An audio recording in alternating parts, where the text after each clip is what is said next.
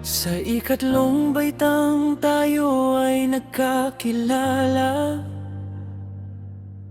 mga batang paslit sa silid ay magkasama. Lumipas ang mga taon, pag-aaral ay natapos, ngunit landas natin ay tila hindi na nagagapay ng lubos.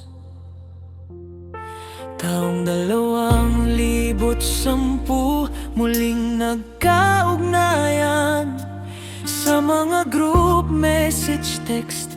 Doon tayo nagsimula, walang ayos na usapan, puro daanan lang ng mensahe. Hindi ko pa alam noon na ikaw na pala. Ngunit pagdating ng 2012, nakita kitang muli, mundo ko ay tumigil sandali. Ang ganda mo pala, doon na nahulog ang loob. Sa bawat tawag at text, pag-ibig ay sumiklab ng lubos. Sa cellphone nating dalawa, doon na buo ang lahat.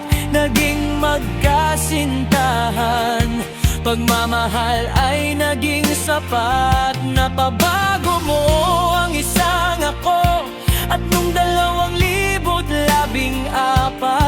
dumating ang isang biyayang nagbigay sa atin ng galak.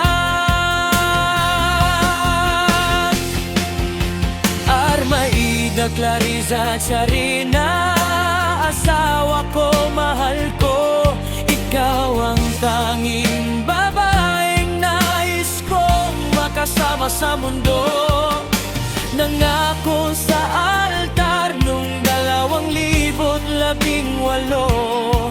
na ikaw lang ang iibigin ng buong puso ko.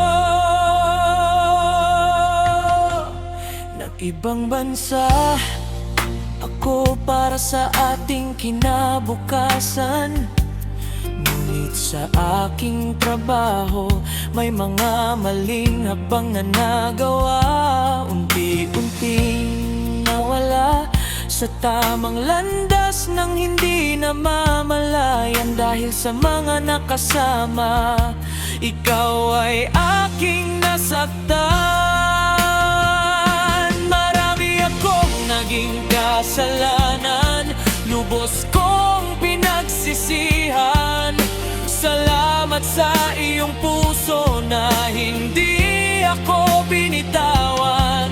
Dahil ayokong mawala ka, ikaw ang aking buhay. Sa piling mo lang, Arnaida, ang aking tagumpay.